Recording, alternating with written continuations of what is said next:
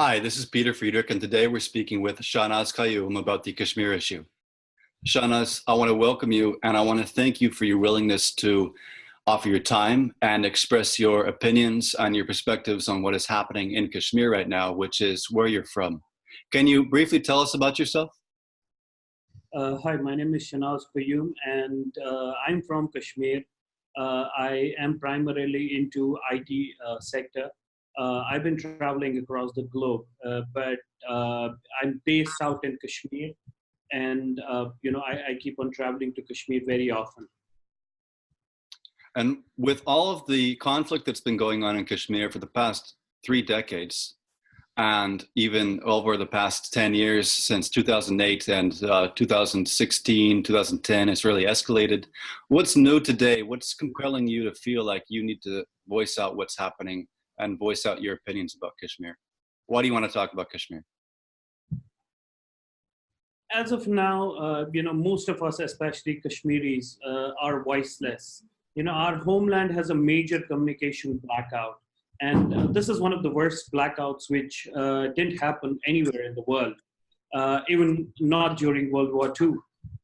From mobile to landlines to internet and even postal service, for that matter, remains blocked.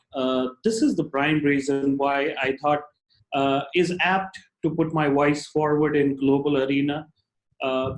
Journalists like you and some international media outlets, some international news agencies have been our voice primarily. We don't have a voice in national media in India. The national media of India is totally drenched in hate, propaganda, fake nationalism, majoritarianism. These days they just added fuel to the fire, nothing else. Because I can see, every night, every news hour, every news show that they host, we can clearly see a hate against Kashmiris. And that's what they are propagating right now. They humiliate Kashmiris in every show. Almost 5 to 10 people sitting in that show who are primarily Kashmiri bashers and have a history of bashing Kashmiris. These include some Hindutva fanatics as well, sitting in their studios, and this is further isolating Kashmiris in mainstream India and mainland India, and it's creating a situation like we saw this situation last time happened when a religious function which goes on in India in Kashmir, Hindu yatra pilgrimage. That was attacked, and Kashmiris came forward to help everyone. But then in the news studios, all that they did was propagate hate, which ended up a lot of attacks on Kashmiris in mainland India, and this is and we had to gear up. We had to make sure that everyone is safe. You won't believe I had to change the number of my car plate for a day or two with a marker. So these hate propagating national media channels. So you should also realize there are some 200 odd news channels in India these days, and almost 85 to 90% of these channels are controlled by certain business houses having a very close coordination with the government of India, the BJP IT cell, and the RSS, right? So we don't expect anything coming from them. They would still say everything is normal, everything is going hunky-dory, Kashmiris are enjoying, they are just celebrating, right? And that's the reason why I think we being Kashmiri should go out, voice our opinion, and seek help from international media houses, outlets, journalists, especially BBC, Al Jazeera, French press, Voice of America, and I think we can't thank them. There are no words to thank them because they have been phenomenally covering everything, though having no viable medium to transmit their stories. They just pack that story in a pen drive, send it to the airport, someone collects it from the airport, drops it at their studios, and then it takes a whole lot of time to edit. So this is the reason why I thought I should talk to you as well. So I just spoke with a young Kashmiri journalist who has just been to Kashmir and returned. And as he noted, the newspapers, the mainstream newspapers in Kashmir, they've been shut down for over 2 weeks now. Newspapers like Greater Kashmir hasn't been able to publish since 4 August.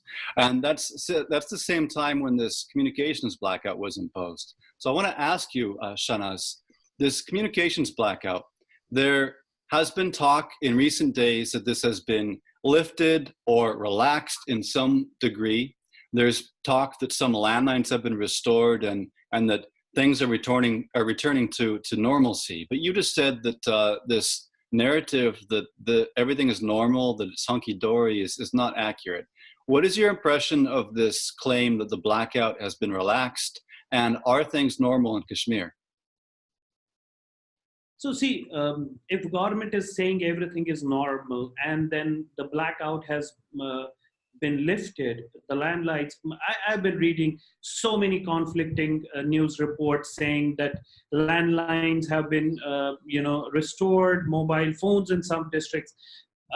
Let's make it clear, some parts of Jammu and Kashmir, like Samba, Jammu, and, which are close to, which has a majority in terms of Hindu voters, the landlines and everything has been restored there, right? And even parts of Leh and Ladakh.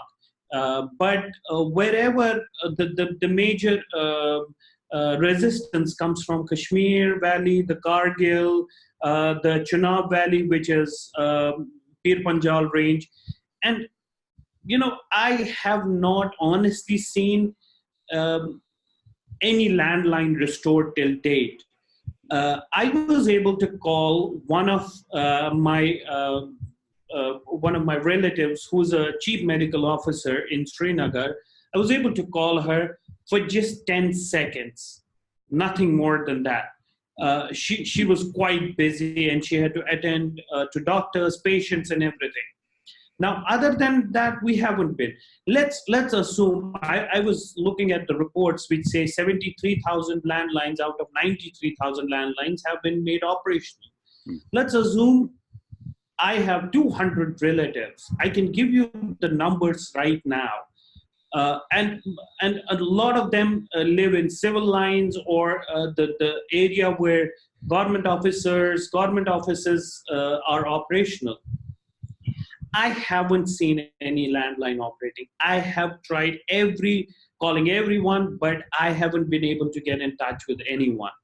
One of my aunt was detected with cancer stage 1 just 5 days before this thing happened. And now I am trying I'm trying to get help from anyone and everyone to make sure to just pass on a message to her family, that if they can bring her to airport and she can travel to Delhi, so that I can get her, she needs an immediate medical attention.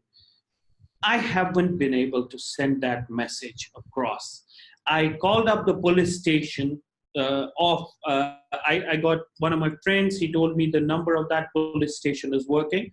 I called that police station. They said, we can't go to that area, right? So out of 200, probability is, if I say not 50% landlines, if I say even if they restore 10% of the landlines, probability is that one of my relatives would have an operational landline. I haven't seen anyone. There are reports that day before yesterday, they opened some landlines, restored some landlines in banks, in police stations, in government offices, but next day they shut it again. And today, I guess some landlines might have been restored again, but then primarily those are government officers, banks, police stations, fire stations, hospitals. I haven't seen a landline for a civilian being restored till now, but this is catastrophic because you can't, if say for example your son has gone out, he's in Delhi, you can't call him. If your say daughter is going out, you have absolutely no communication. We're living in the 16th century, and these days this would lead to the depression, because the Lancet, the biggest medical journal, had also released this, because in this era we are not used to be living life without any communication. We have so many gadgets around us, from a mobile phone to internet to everything works on applications, apps, but unfortunately, that there's nothing is open there. So you might have seen a news report today. Rahul Gandhi, the leader of the opposition in India, traveling to Kashmir. So he was stopped at the airport, and while they were leaving, the all-party delegation was leaving from New Delhi. They clearly said we would not be in a communication, will be in a no communication zone. So imagine a person like Rahul Gandhi or Ghulam Nabi Azad, who's the leader of the opposition. They even don't have access to the communication back home, back in Kashmir.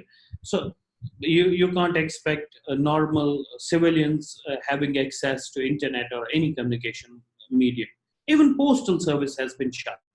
It's interesting that I appreciate that you mentioned that even postal service has been shut, because in all of this, as I've been following it, I was unaware of that.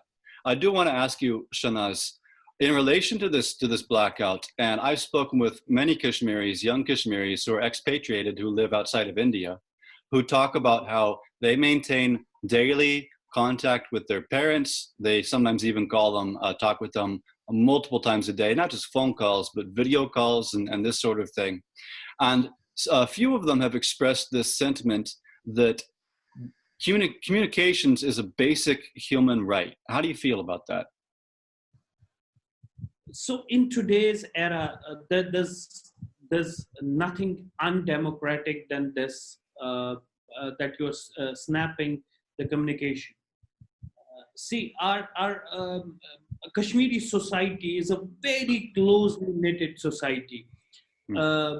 Just take an example of Iceland, where the inhabitants of Iceland are a unique race, and they're closely knit with each other. Everyone knows each other. Similarly, it goes to Kashmir as well. Though we are 8 million people, I would tell you, I would know not less than 500,000 people in Kashmir. So we are very closely knitted society. In Kashmir, you would see not more than 1 to 2% people married outside Kashmir. Either they get wife from outside Kashmir, or the daughters are married outside Kashmir. We haven't come across people. I haven't seen in my life where someone was married outside Kashmir. Even if our marriage is, even if it takes 5 to 10 kilometers, we think twice. So Kashmiris are a very extremely close-knitted society. Now, in the evening, I will tell you, I call approximately 15 to 20 relatives every day. And it happens every day. If I don't call them 10 days down the line, they will call my dad and tell him your son is not calling. I call all my maternal uncles, my maternal aunts, my paternal uncles, my paternal aunts, my cousins, my siblings, everyone. So our upbringing is like that. And then one of the major reasons for it is also the turmoil that has lasted for 30 years. So we became, too close to each other, because in an area where shelling is going on or the firing is going on, all of us would stay together. So it creates a different kind of bonding for us. So that's the reason why we are socially extremely connected with each other. Whether we are in US, whether we are any part of the continent, we will connect with our relatives, with our home every day, do video calling, do whatever. And I remember last month, I was in Kashmir just before the Ramadan started. There was a marriage, And there were, in that marriage, there were almost 12 mobile phones which were shooting live, and the rest of the relatives were watching that marriage. And all of them were getting emotional because they were not able to attend the marriage. So that's the significance of communication for Kashmiris, and it's beyond my comprehension to tell you how important and how indispensable communication is for us. And I think this is by far the most cruel, inhumane thing that has happened to us. And I'm yet to come in terms. My daughter, my son, who are 4 years old, 10 years old. They every evening they tell me, I have to call this, I have to call that. Why didn't they call? What's happening out there? And it can lead to depression in Kashmir as well. How do you explain that to your son and daughter? There's no way. I have been telling them every evening. They were just sitting next to me. They thought that he's talking to some relatives in Kashmir.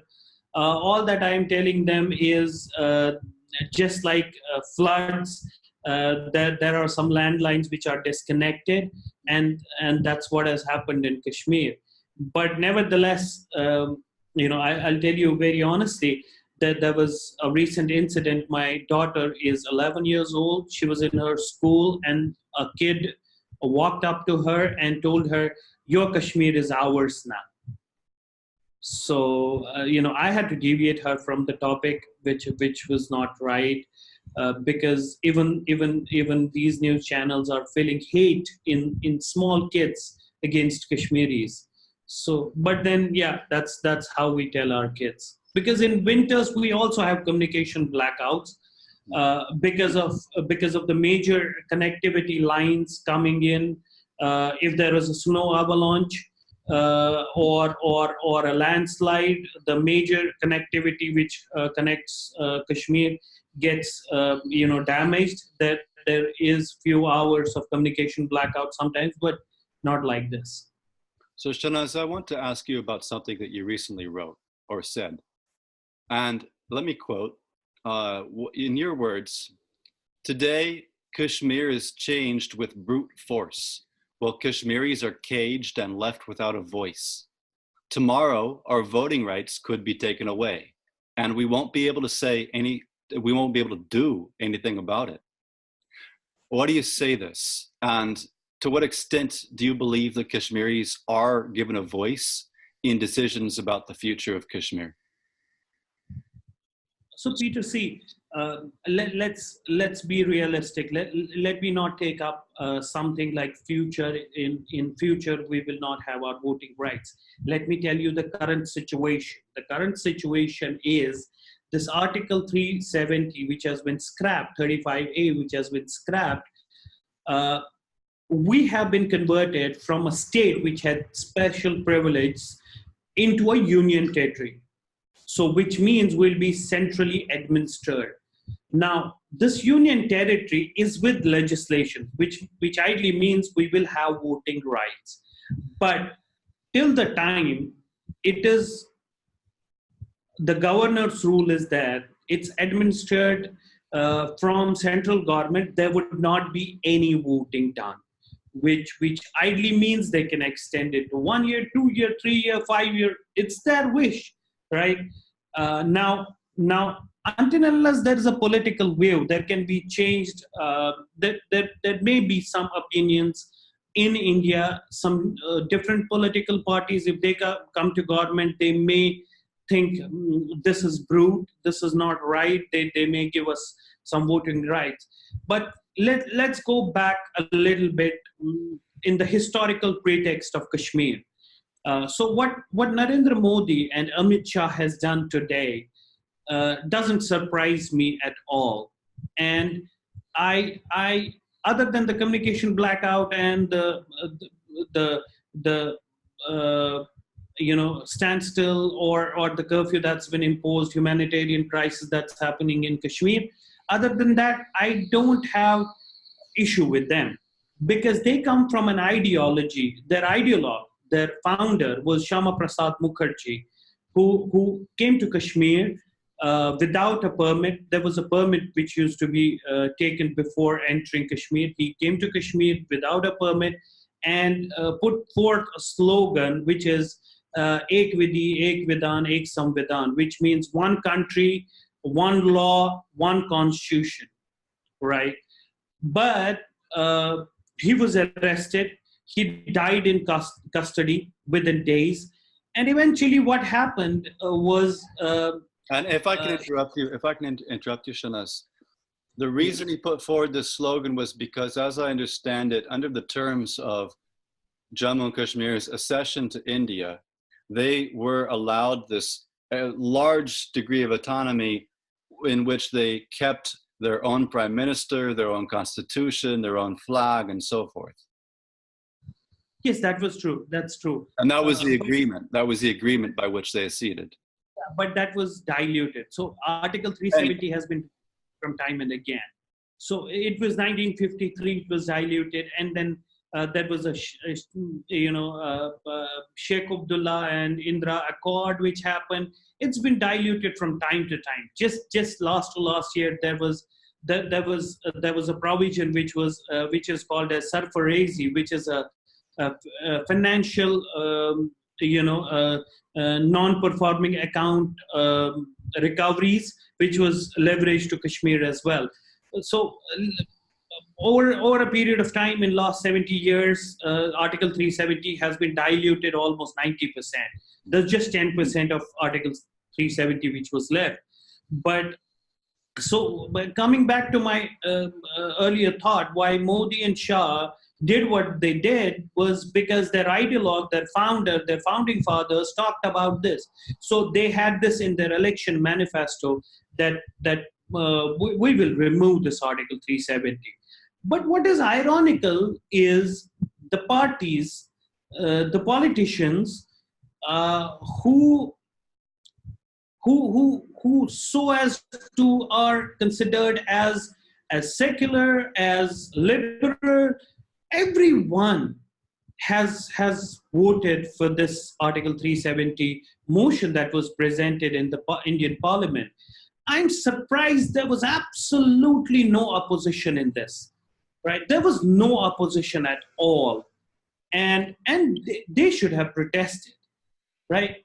Now, when I'm saying it's a brute force, it is actually a brute force because a group of 300, 400, 500 people sitting in Indian Parliament deciding on revoking Article 370 and 35A, which is 14 million population. They're deciding about 14 million population, which is without legislation.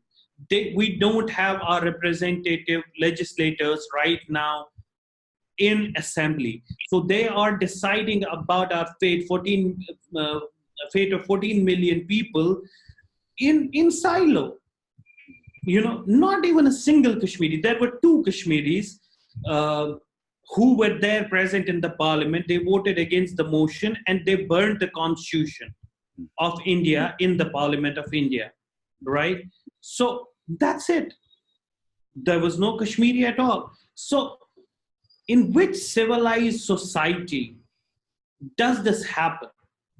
In monarchy, we may think this happens, but in a civilized society, where in the world would you see a so-called biggest democracy of the world deciding about 14 million people, removing their special privileges, their rights to land, everything, within 30 minutes of time?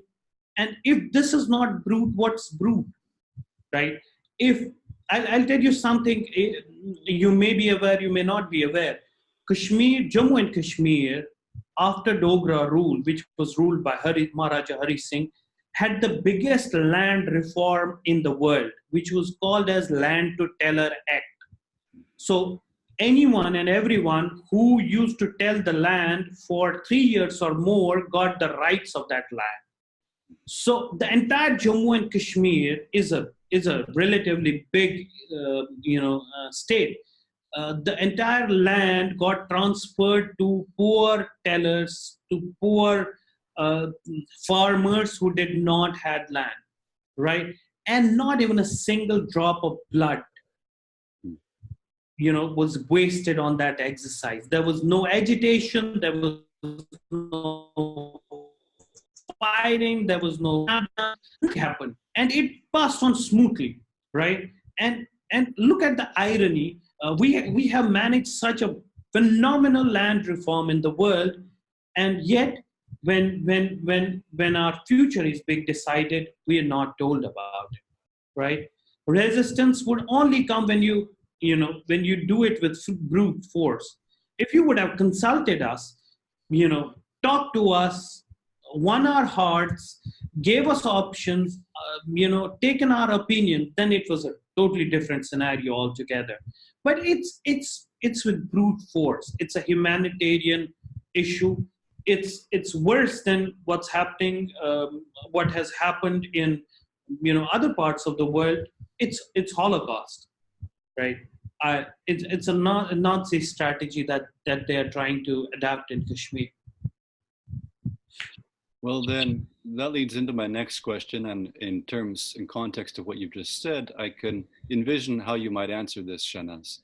But I would like to ask you, you recently said regarding Mehbooba Mufti and Omar Abdullah, who are frequently considered to be mainstream politicians within Kashmir, you said, I quote, "If they can be arrested and locked away for days without any explanation, then what about ordinary Kashmiris?" So how do you feel about the nature of due process in Kashmir? Do Kashmiris have access to due process currently? So Kashmiris never have had access to due processes. It's not just about today, but they never had. In 1987, the elections were rigged.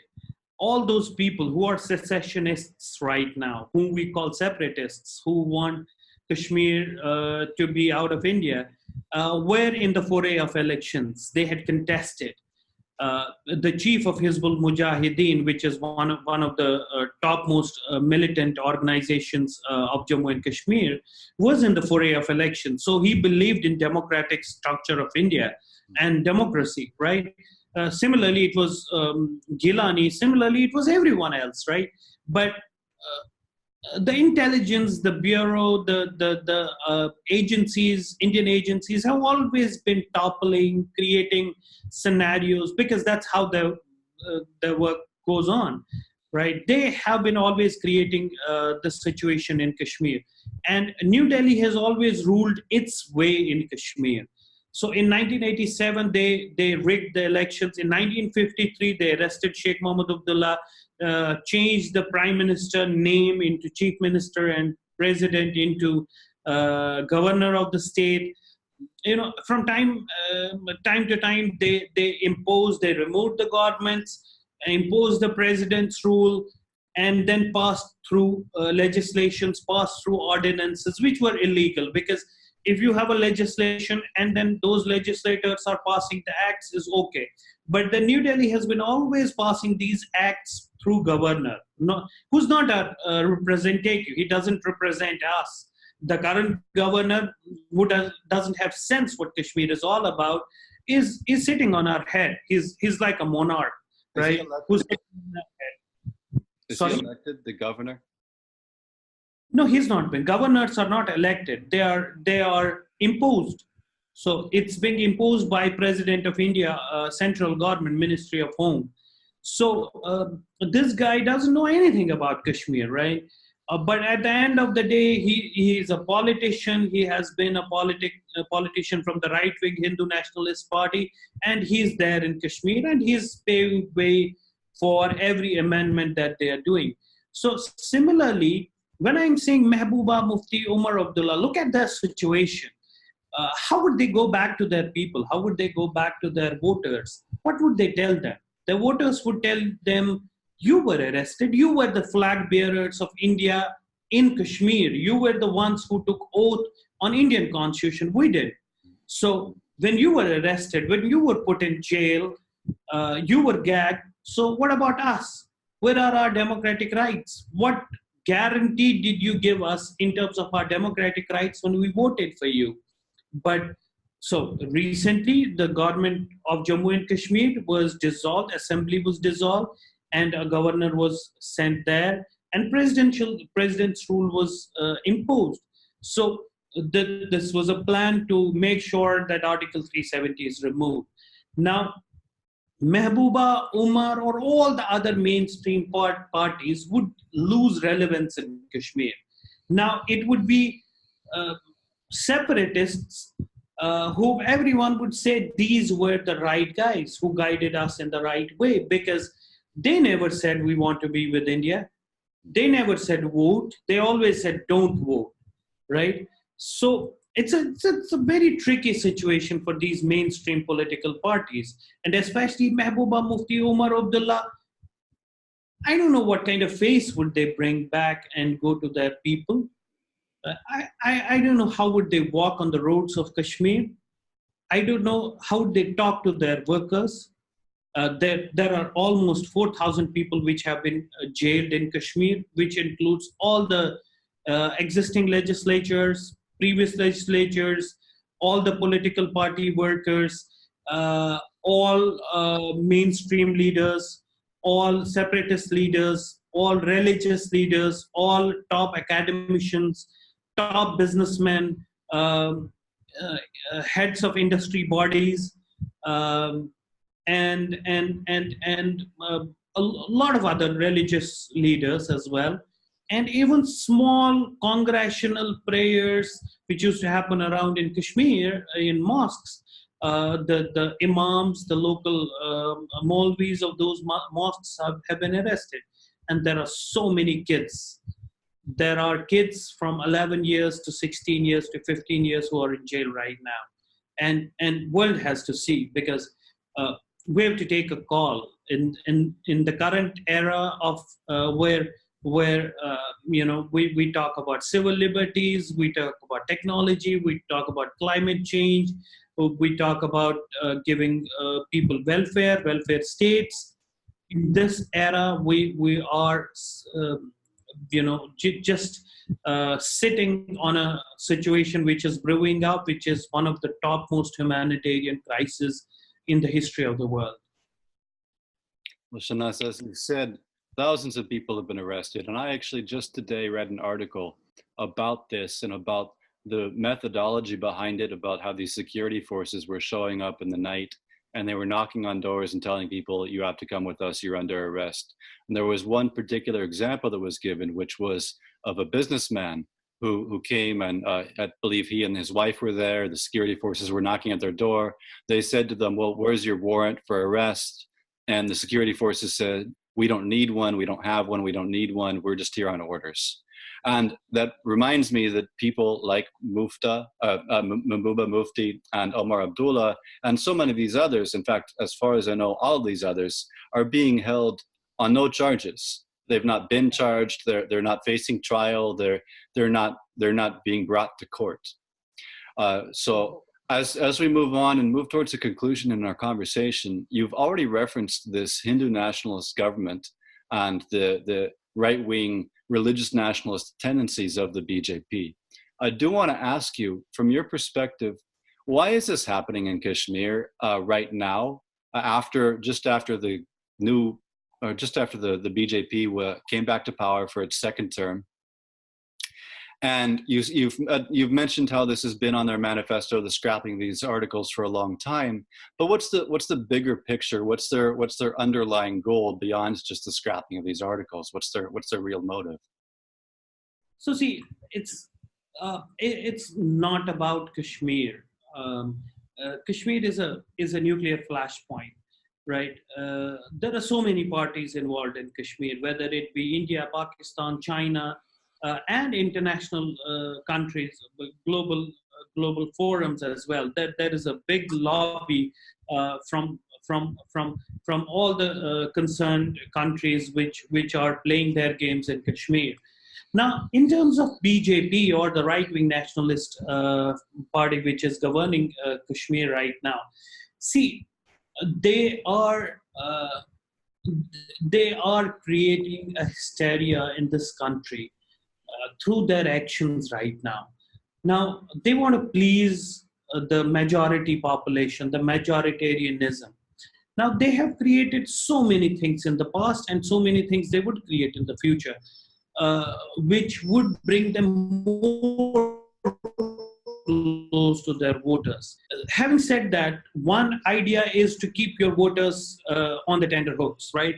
So keep them alive, keep them happy, keep them gaga, keep them warm. And at the same time, on the second side, the governance in India is not going as per the desired, what was expected, right? In the last term, they did demonetization. It has had disastrous effects on Indian economy. And, from property rates to industries, everything is going down. Then they put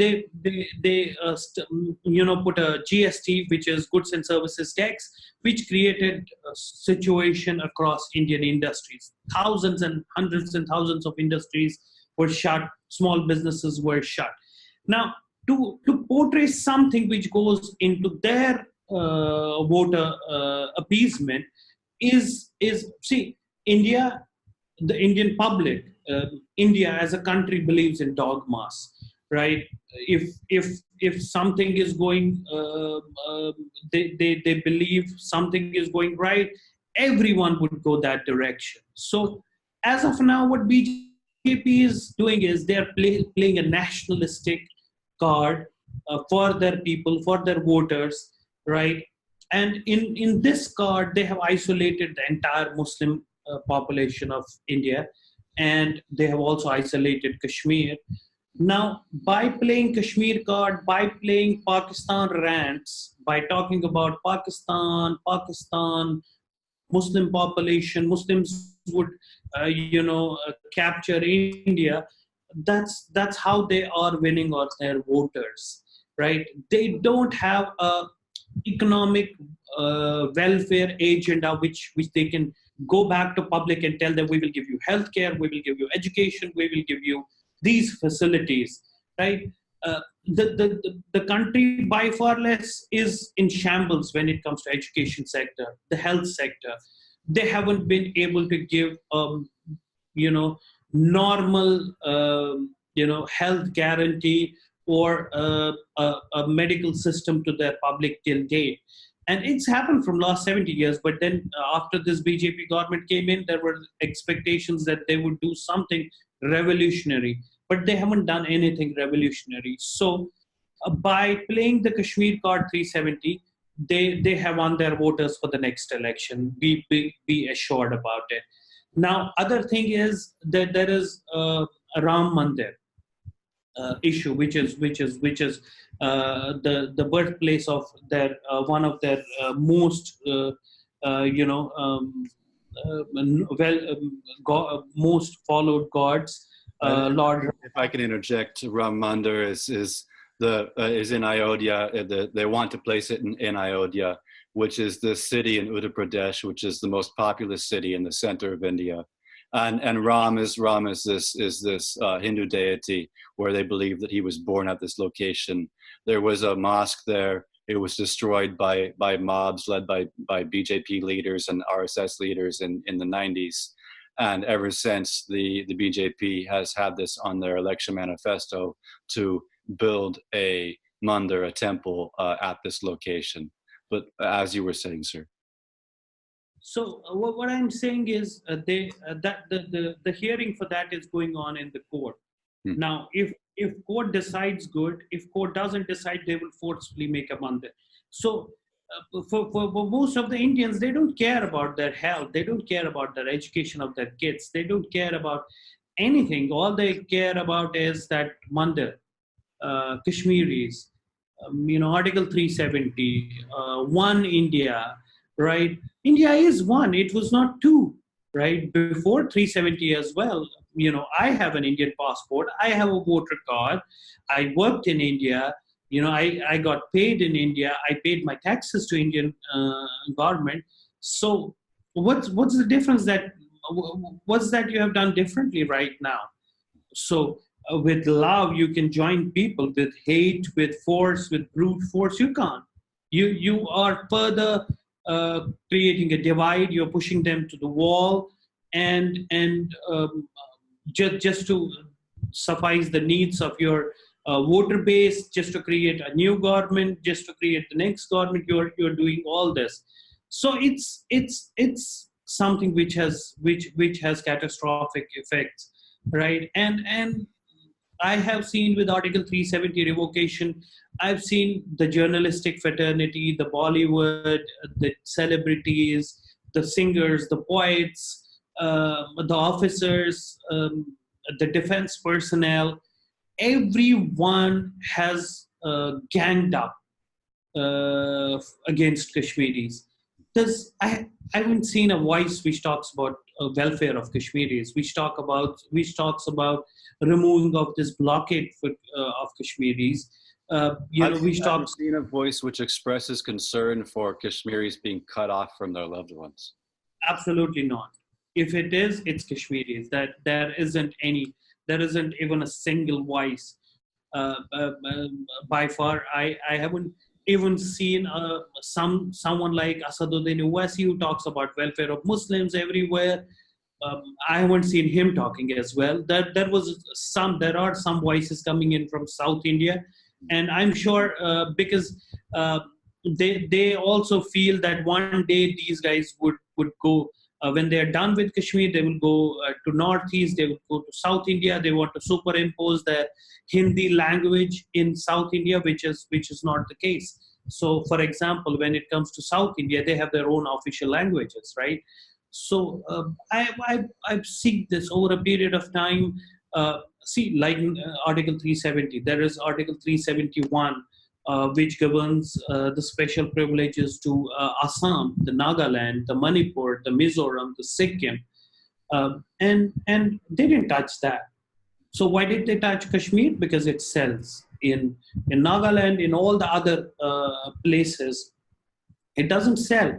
Their voters would not vote them for this. But if they are able to sell Kashmir, they will get voters. Do you feel discriminated against as a Kashmiri in India? Absolutely, yes, absolutely. Because this is something I never expected, and I don't blame Modi and Shah at all, right? Because they have been saying about it. They have been vocal about it. They have categorically mentioned it in their manifesto. So I honestly don't blame them at all. The people whom I blame is the rest of the population, the rest of the polity of India, who haven't they didn't rise up to the occasion, and they just ignored the fact that millions of Kashmiris have been caged. They have been put behind the bars. And they didn't rise up to the occasion at all. How do you feel about the future of Kashmir, Shahnaz? There would be disastrous consequences of this revocation. It may not, and it's strange for me that this time I have seen comparatively less resistance than the previous ones. The reason being it's brewing up. The second is there is a communication blackout. Once that's done, lifted, it would, just rise up like a volcano. The third thing is that they're yet to come to the terms. What has happened? Some people, even there was a blackout on the media as well, because the DTH, the TV channels were not being operated there. So people heard this entire thing on the radio. So I think there are a lot of people who are yet to come to the terms what has happened. And once this thing goes out, I think there would be just a cooling period. And once that cooling period is done, this would be one of the catastrophic resistance which would come up in Kashmir. Not now, not maybe within a month, maybe 6 months, 7 months, 8 months, or 10 months down the line. This would have disastrous consequences, and it would not just involve Kashmir. It would involve the whole world. Kashmir is a nuclear flashpoint. Pakistan has nukes, India has nukes, China has nukes. Indian defense minister categorically boasted about using nukes first, right? And Pakistan has a situation in hand with the local, global bodies telling them to safeguard their nuclear arsenal, right? So China is always up, right? So we don't know. So the situation in Kashmir can devastate the whole globe.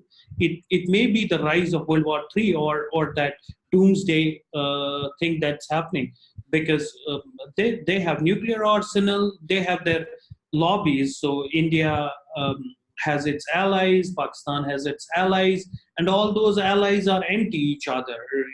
Look at the situation what's brewing up in Afghanistan.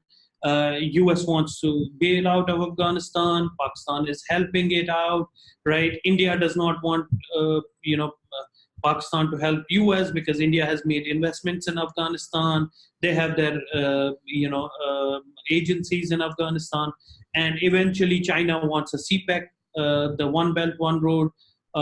They have their interests in Pakistan, they have their interests in Jammu and Kashmir, and then they have their Aksai chain, which is one of their topmost bases. So it's an extremely confused situation, and Kashmir is a place, is a issue, is such a turmoil which can create, like we have to think about climate change, we also have to think about Kashmir. Right? Like we are worried about our future in terms of climate change. Tomorrow we may not get water. We also have to think about Kashmir. Tomorrow we'll die because of nukes, right? So that's the harsh reality. Shahnaz Qayoum, I want to express my gratitude to you for your willingness to speak out and freely express yourself, what's on your heart, what's in your mind. Thank you for your time. And I stand with you in solidarity in looking for a peaceful future for Kashmir, and also in hoping that this communications blackout, which has, by the sound of it, been emotionally catastrophic for Kashmiris, in hoping that this blackout is ended immediately. Thank you, sir. Thanks a lot, Peter. And we, as I told you in the beginning as well, I don't have words to express gratitude, respect for all those international media outlets, international media houses, agencies, and journalists like you, and some freelance journalists who have been voice of voiceless, who have been reporting in such a worst kind of condition and taking out, risking their lives to make sure that world knows what's happening down there in Kashmir. And I really appreciate you doing all this series and talking to people. That's how you know what's happening there. Otherwise, you can't be thinking in your own capacity that everything is going well. Thanks a lot, Peter.